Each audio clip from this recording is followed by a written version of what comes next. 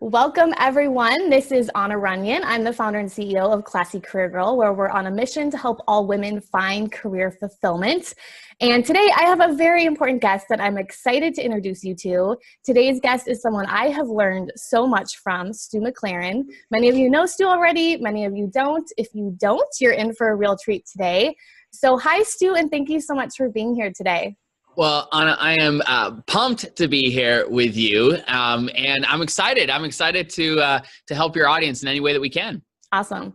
So I told you I wanted to share a funny story because my husband and I were talking last night about how he found you, and we were talking about how we remember he was online, and he said, "Who is this guy? I keep seeing his ad over and over again," because you were targeting him with your ads when you were launching Tribe. And I had a total fangirl moment because I was like, that's not just anyone. Duh, that's Stu McLaren. That's the guy who co-founded Wishlist Member. And we use his software on all of our courses and membership sites. So it was just a funny way That's that hilarious. I wanted to tell you about that memory. You never know, where the initial connection and introduction and all that's going to happen. But well, tell John I said hello, and I'm grateful that he didn't get mad at me being on the ads in his feed all the time.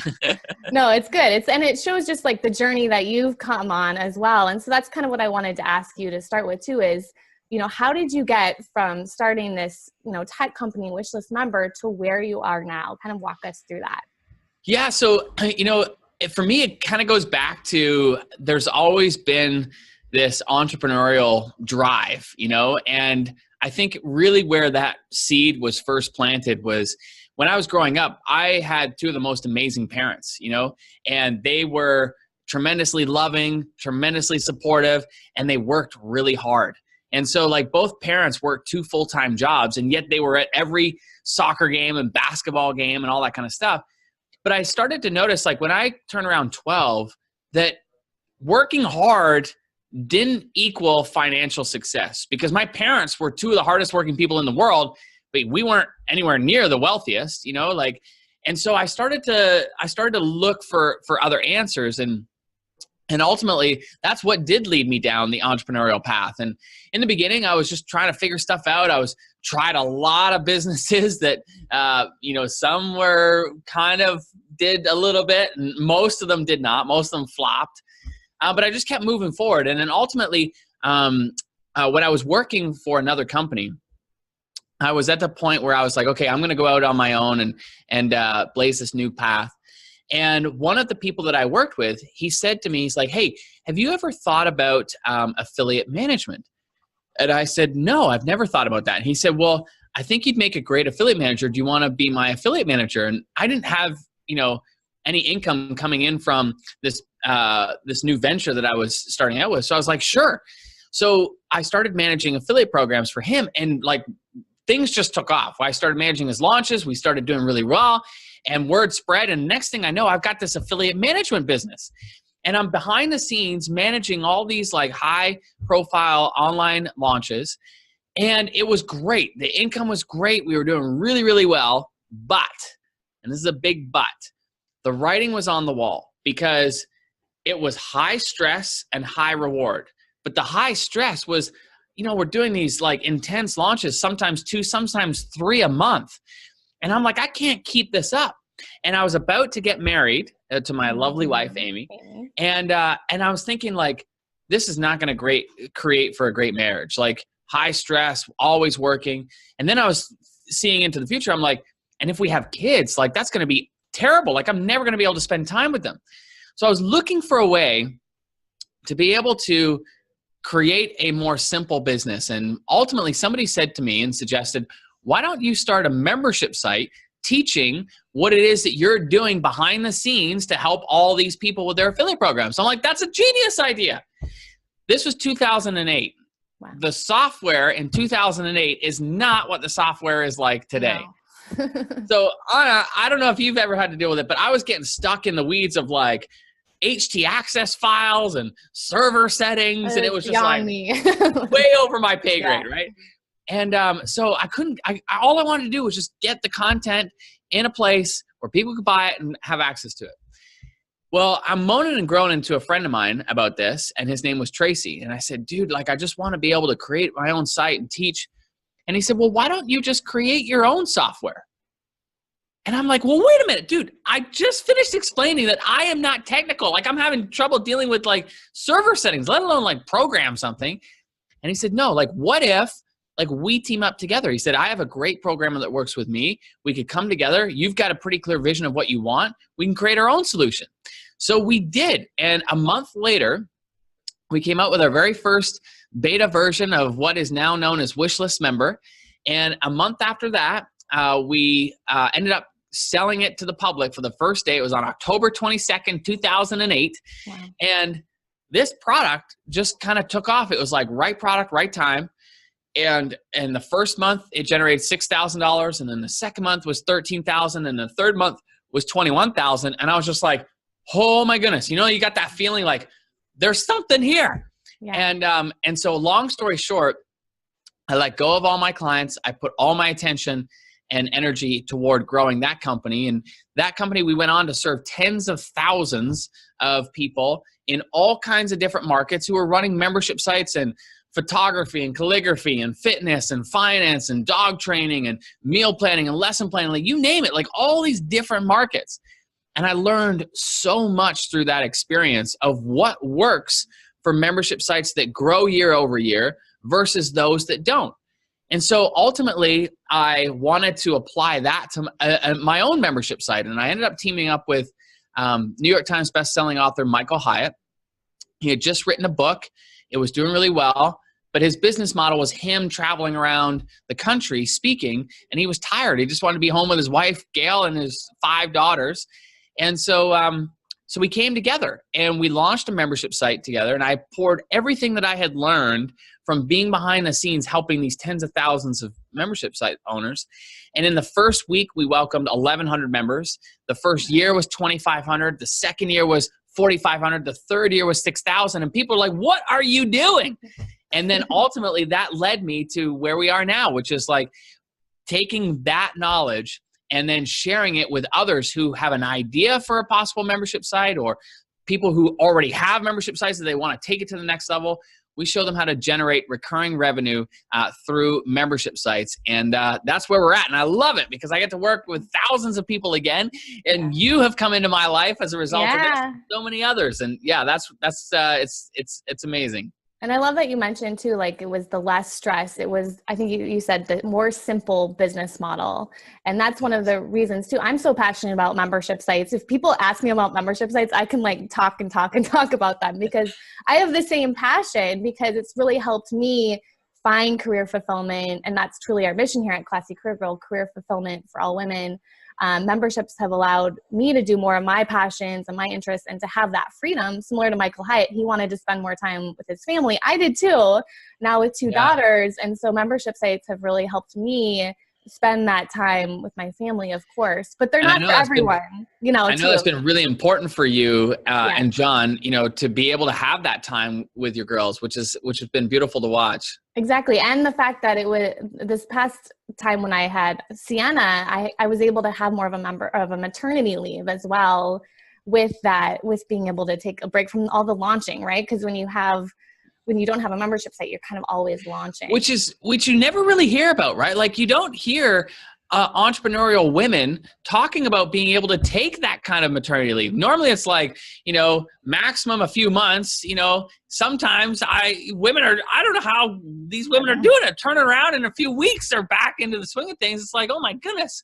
But yeah, that's not me. I'm like, my brain didn't work. You wouldn't have wanted me online at all. Like that was not, I didn't have much sleep at that point in time, but hopefully that's inspiring to other people too, that it is possible. And, our work doesn't need to like run our lives all the time, and we can take these breaks and spend time with people that are important to us. Totally. How does someone know if a membership site is right for them? Well, listen, I'm the biggest fan of membership sites, and I know you're right up there with me, but there's so many benefits of a membership site. One is that, obviously it's the recurring revenue and the stability and all that kind of stuff, but how do you know like if a market is going to be a right type of market for a membership? Well, there's a few key indicators. Like one I look for is like, is there an ongoing need? So, is there an ongoing problem or an ongoing need? So if people are looking to solve something on a regular basis, that is a really good sign. So here's a couple of examples. So Trisha Callahan runs a membership site that provides meal plans every single month. Now, the reason this is a great membership site is because she's solving an ongoing need, which is busy families who don't have time to prepare healthy meals. And because of that, what happens is like we've all been there where we end up grabbing food that's not so healthy, but it's fast and convenient. And then we beat ourselves up afterwards because we're like, I can't believe we're doing this and we're eating this and feeding this to our kids. So what she does is she makes that process easy for families so they can eat healthy meals, but still save a ton of time. And so there's that ongoing need that she's continuously solving for her people. Another ongoing need is perhaps like if you have a new puppy, okay? So a new puppy, you're trying to teach a whole bunch of different things. Don't pee here, don't chew that, stop barking, stop jumping. There's a whole bunch of skills that a new puppy's got to learn, right? So there's an ongoing need to continuously train that dog. So if there's an ongoing need or there's a specific problem that a market has, that's a really good sign. Another really good sign is if people are if your market is looking to learn a skill. So a skill could be like learning to play the guitar, or I'm trying to think, another skill would be like Scott Paley, who runs a membership site for nonprofit leaders. So the skill is the nonprofit is trying to increase the amount of fundraising and have a greater and greater impact. So they're looking to get better and better as a nonprofit. Or business owners, who are looking to grow their business. Or there was Oliver in our tribe community. He has a membership site for people looking to learn the, what do you call it? Is it the cello? Like the big, I think that's what you call it. Gosh. I think that's it. Yeah, I think that's it. The cello. Or if you're looking like Nicholas Wilton, he has a membership site teaching people how to become better artists, fine art. So that if somebody's looking to learn a new skill that takes time to learn, takes time to master, that's another really good sign. The third really good sign that I look for is there conversation and community around the subject matter? Like, are people gathering? Are they talking about things? Like, whether it's in like free Facebook groups or online forums or anything like that, if there are people congregating and talking and discussing, that's another very good sign. So if your market checks any of those boxes, then I would give you a green light to begin exploring some more options for a membership site. Yeah, I remember and this is like so foundational. It's like the basics, even of starting a business as well. And the foundation really helped me in the beginning too. So don't overlook what he's saying right here. Like, it's the basics of, finding that problem and building a community are so important. So, well, because the last thing you want to do is pour a ton of energy into building a membership site, and then nobody either signs up, or if they do sign up and then they leave like a month or two later, like that doesn't serve anybody, right? Mm-hmm. So it's way better, as you said, to kind of invest the time now to get clear now before you move forward, because then you've got a solid base to work with. And I don't know if you know, but I had a membership site in 2014 that I closed. So I didn't know that. Yeah, I had one that I started, and then I was having my first daughter, but it was the classic example. It didn't have these things. I wasn't solving the problem, and I didn't have the right foundation to start it with. So you guys are in luck to know these things like now and to start it correctly rather than just throwing it up. But at least I took action, right? Totally. Well, I'm sure you learned a lot. I learned a lot, and I think that's why the second time around, it was a lot more thought was put into it before we did it. So, and even admit too, Anna, because I remember you and I have had this conversation. Even when you started your next membership site, one of the things that you were so focused on was the marketing. But I think one of the things you told me was going back to the basics and the foundational elements changed a lot of how you approached your existing membership and has made it, that much better for you. Is that right? Yep. Module 1. Don't skip to the later modules. You have to start from the beginning. And that's a lot of the stuff that we're talking about now too. So but when you start, speaking of marketing though too, how does someone start then to grow that audience, you know, without wasting time, without wasting money? Because you need an audience to have a membership site. Totally. Well, I'm going to use you as an example because you're like the poster child for what I'm about to say. Okay. So, yeah, now you're like, what's coming? But what I'm going to share is counterintuitive, because when we are marketing, we naturally think that we want to appeal to the biggest audience as possible. So, for example, like when I was starting my career, I want to help all entrepreneurs. I want to help all entrepreneurs make more money so that they, because I believe the more money they have, the more money they can give to causes and people and things that they're passionate about. So we make this world a better place. So that's like my big thing. So it's like, I want to help all entrepreneurs, but that's like really big. That's really vast. That's really crowded. And what happens is it's really hard to get any traction when your message is so broad and you're not solving a specific problem. So here's the little secret. There are two ways to be able to generate a lot of traction. One way is to carve a sub-niche. So here's an example of that. Jamie Swanson used to help all photographers grow their photography business. And at the time when she was doing that, that was a niche market. It wasn't like, helping all businesses. It was helping photography businesses. So that was a niche market at the time. But fast forward 5 years, that niche has now grown, and there's like thousands of people who are teaching business strategies for photographers. So what she recently did was she made a pivot. She went even smaller to a smaller sub-niche, which was teaching people how to grow a personal brand photography business. And that is a tiny sub-niche, but it's very relevant in today's day and age because personal brands are really popular now with social media and so forth. And so now she's carved out this niche and boom, it was like traction. Everything just like completely took off. Here's another example for me. As I shared, I was trying to help all entrepreneurs with all marketing. And the moment that a mentor said to me, you know what, Stu, you should just really focus on membership sites, like helping people generate recurring revenue through membership sites. He's like, all of your experience and all of your results point to that fact.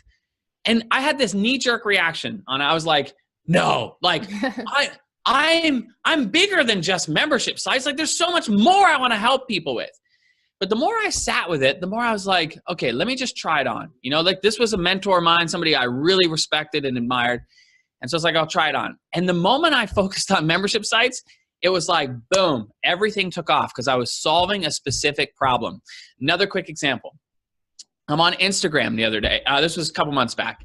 And a friend of mine, Sunny Lenarduzzi, she was sharing on Instagram that for years, like for nearly 15, 20 years, she has straightened her hair with like a hair straightener. Mm-hmm. Again, we're getting out of my element of doing but like she was always straightening her hair because she naturally has curly hair. And she said, she said, I'm finally tired of doing that. She's like, I've learned to just live with who I am and I want to let the curls go. She's like, but the problem is I don't know how to manage my curly hair. Like I've never really managed curly hair. Like, does anybody have any tips? And immediately I thought of Scott Musgrave, who's in our tribe community, because he specifically helps people manage curly hair. And so I said to Sunny, I'm like, Sunny, there's only one person you got to talk to. That's Scott Musgrave. This is what he does. He helps people with all kinds of curly hair. And the reason I was able to think of Scott right away was because he solves a specific problem. So back to you. What have you done? You have helped people with a specific problem, which is finding a career that they're passionate about, right? And because you've centered on that, you naturally attract people who are wanting to solve that particular problem or challenge. And so the lesson for all of us is the more specific you are on the front end, the easier it is for you to attract people into your world. And just think of this is like the gateway to your world. So can you help them in other ways afterwards? Absolutely. But in the beginning, on the front end, the more specific you can be in how you help people, the more traction you will make. Being specific. And then how do they go about building up that expertise? So say there's something that they know they're an expert at. How should they start sharing that with their people? So you start talking about that particular problem or challenge, and you start sharing solutions for that problem or challenge. You want to become known as the person who has solutions for that problem. The other way that I love to do this, and you know this because we have, done a story with you, is that Yep. I love sharing stories. So even in our conversation here, everybody listening, listen to how many stories I have shared already and how many I probably will in the next few minutes. But the point of the matter is that people connect with real stories. And so that is a great way to share your expertise, is just sharing what others are doing and sharing stories of how they are solving that particular problem. Sometimes it could be people that you're working with. But in the beginning, even if you don't have a big client base, it doesn't have to be people you're working with. But what you're doing is you're establishing your expertise because you're becoming known as the person who is speaking about and solving that particular problem. Does that make sense? Yeah, definitely. Yeah, that's a huge thing in the beginning. And one of the big things I learned from you too, sometimes I feel like I know your answers when you're going to say them because I've listened to you talk so much and the course and everything. So it's one of the big things I've learned is that it doesn't just start with selling something. There's these phases that lead up to the sale. And I think that was a big mistake I was making in the beginning of I'm launching a course. But the mindset of building your audience and getting to building that relationship happens months and months in advance. Totally. And one of the things that I love to do when it comes to building a relationship is creating content around the things that you believe in, like your values and your philosophies and the things that you stand for. Because when you do that, people connect not only up here, but they connect here. And when people connect here at the heart level, it opens them up in ways that we can't even begin to describe. It all happens on a subconscious level, but they feel connected to. And when you can give voice to the things that they're thinking and feeling, they'll just think to themselves, I love her. I totally connected to her. I can totally relate to her. I know that's what your audience says with you. And it's the same for anybody who begins thinking about that. So here's an example. So early in my career, I struggled with money guilt. And what I mean by that is I shared about my parents. My parents, two of the hardest working people. We were a blue collar family. So early in my career, when I had the affiliate management business, that thing was taken off. I was making more money than both my parents combined. And so I was already beyond what I thought was possible. And I started feeling guilty. So when my business would get beyond $400,000 a year, I would start feeling guilty. And my subconscious would kick in and would be like, whoa, Stu, listen, too much money, buddy. Too much money. Let's tone her down. And so I would start I wouldn't call clients back, or I'd stop doing campaigns that I knew would work. And it was my income would then come back down. It was my subconscious was okay, we're good now. We're good. And so I didn't realize that I was dealing with this money guilt until years later when Amy and I, my wife and I, we were looking to build our first school for our charity that we have.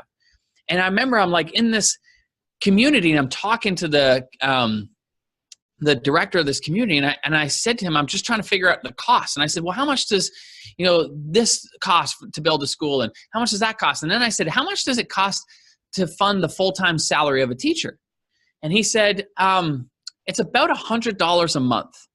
And at the time I was selling Wishlist Member, which was $97 for a single site license. And I made this connection, which was, wait a minute, if I sell one more license of Wishlist and I just allocate it to funding the full-time salary of the teacher, imagine the impact I could have. And then the real light bulb went on, which was, well, wait a minute, what if I make a whole lot more money and I allocate a whole lot more to the causes that I'm passionate about? Imagine the impact I could have then.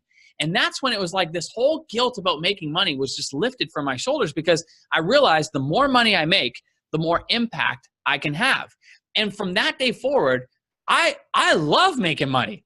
Making money is an amazing thing. It's an honorable thing, because what you do with that money is totally up to you. And you can certainly keep it for yourself and buy stuff, however you want. But there's also an opportunity to be able to give it to the people and causes that you're most passionate about. And so I shared that story and I shared that in a video, and that video like took off because people who were also dealing with money guilt totally could connect to that on a heart level. Yeah, I remember that one. That's what connected me with you too. I definitely remember that. And now those are the examples, right? Like when you have that content and when you have those thoughts and this, the things that you believe in and stand for, and you share them and you give voice to them, people will bond and connect with you. And just like you said, that's the beginning of a relationship. And so when you start to have a foundation like that, where people are really, built into the relationship and bonded with you, then when you do make an offer, people are way more open to it. And it sets you apart from everyone else too. Because a key thing I always hear is there's so many people out there already doing what I want to do. Well, no one has that story. No one has those things that have happened to you that you can share. Totally. And those stories are everywhere. Like oftentimes somebody will ask, well, I don't know, like where do I get ideas for content like that? Sometimes the best ideas will come from you being when you've got your feathers are ruffled for some reason. So another idea for a video of mine that was really popular came from me getting frustrated with a video of somebody else who was talking about hustling 24/7 and that's the only way to succeed. And I was like, man, it's a terrible message for young entrepreneurs or any entrepreneur. But it was even worse because this person had 2 young kids that were the same age as me. And he posted this video the night before Christmas. And one of the things that he said was like, everybody in the office has gone home for, family Christmas parties and Christmas parties with their friends. He's like, not me. I got another meeting at 6, another meeting at 9. And I'm just like, dude, go home, like be with your kids. Yeah. But then in that moment, I was like, why am I getting fired up about this? And oftentimes, like if you find your energy getting, you find yourself getting fired up, that's a great sign. Like whatever that is, like take a moment, think about that, because that's likely a great idea for one of these connection videos. Definitely. So there's so many more questions that I can ask you, but what I want to share with our audience today is that you've put together an amazing guide that goes over more detail, like what your pricing model should be for your membership, how your content strategy, even like the types of membership site models. And so I want to share that link. I don't know if you have anything more to say about that guide, but I'll give them the link for that. Yeah. So as you said, you'll post a link, but bottom line is like in that guide, we help you think through some of the concepts of like, okay, is this going to be right for me? And if so, like, what would I begin doing and how do I get started? And what specific things should I begin thinking about as I am trying to map out a concept or an idea for a membership site? So absolutely, I'd highly recommend you go get it. It's totally free, totally free. And that's the beauty about it, because, from my standpoint, like, why do I want more entrepreneurs to start a membership site? Well, here's the bottom line.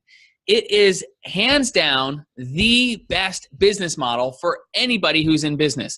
It's the reason why like big companies like Netflix and Amazon and Apple and heck, even Walmart, for crying out loud, has a recurring revenue program, as well as other companies like all the ones that we're mentioning, like in different markets like photography and calligraphy and fitness, finance, and all kinds of health and music and dog training and heck, helping people find the career that they're passionate about. There are membership sites in every kind of market that you can think of. And the great thing about it is that it allows you as the entrepreneur to go deeper with your best people. And you can give more love to them, spend more time with them. And the more you do, the more your site will succeed long-term. And the best part about it is that you're not having to chase and find new customers every single month, which is super stressful. Like hitting the reset button at the beginning of the month, that's stressful. And you don't have to worry about that when you have a recurring membership. So I love it because I love the way that it creates that financial freedom for entrepreneurs. I love the way it eliminates stress for entrepreneurs. And I love the stability that it creates for a business. So I'm passionate about it, and I want more business owners to experience it. And I want to say too, because I know I have many of my members listening to this right now, it also creates those longer term relationships that I've gotten to know members for years and years. And you can't have that when you just launch a course and you're done. And so that's a big reason why I love membership sites too. But I also want to give the link. So if you go to www.classycareergirl.com /tribe guide. And we'll put the link in the comments too. You can get his free guide with even more detail. John was like, I don't think you need to go into that much detail in our call today, but in your guide, you got tons. You're giving everything. Yeah, exactly. There's tons of details in there. And more than anything, like, I'll go get the guide because it'll give you the starting point. It'll give you the starting point of things to think about. And heck, even if you have a membership site, there are things in that guide that'll rewire how you're running this so that you will see that growth year over year. Because a lot of times, there are counterintuitive strategies that make a site grow year over year that would never normally feel like that is the right path. But this is where that experience of working with tens of thousands of membership site owners kind of kicks in, is that I got to see behind the scenes. I got to see what was working. And there were a few strategies that worked really well. And that's kind of some of the stuff that we explore in the guide. Awesome. So one last question. What is one thing our listeners can do to grow their business? One action that they can take today? Ooh, okay. Here's what I would do. I would take a step back and I would look at who you are trying to serve. And ultimately, at the end of the day, what result are your clients or customers trying to achieve? Because one of the things that is a core belief here in our company, and I know you've heard me talk about it a million times, Anya, but it's always good to hear it again though. Yeah, is this concept called the circle of awesomeness. And basically, it's so fundamental. Like, I have this like right here in front of me, but I'm going to explain it. So it starts with, like, after you make a sale, the number one focus is to help your clients or customers get a result. Because if you've got a result, then you have a great story. And then when you share that story, you generate more sales. But the bottom line is this: if you're not clear on the result that you're trying to help your clients or customers get, and you don't have a deep-rooted commitment on how you can help those clients or customers get that result, then there's a problem. So the best thing that you can do is you can get clear on the result and you can start helping people get that result. And if you're in a position where you've already helped people get a result, then what I would do is go back and start collecting the stories of those people, because the stories are your best marketing asset. And oftentimes we think it's the mega success stories. Like in our case, like that would be like a Patty Palmer as an example, who launched a brand new membership site and 2 years later has more than 6,000 plus members, a multi-million-dollar a year membership. That's a huge success. But there's also the wins of everybody else in between, and those are just as important. For example, like Wendy Batten, who launched a membership site for paint store owners. I mean, we talk about like a sub-niche, like this is paint store owners. And she launched it to a tiny audience of 400 and something people and welcomed 59 members into her membership during that first launch, producing over $2,800 a month in recurring revenue in month number 1. And so it just shows that you don't need all of the big win case studies. The little ones are just as important as well, because oftentimes they are one step ahead of where your audience is, and they are very relatable. So the biggest thing that I can suggest for everybody is, 1, get clear on the result that you want to help people get. And then 2, double down on helping people get that result so that you then have stories that you can share. That's your most powerful marketing asset, and that will help you grow year over year no matter what.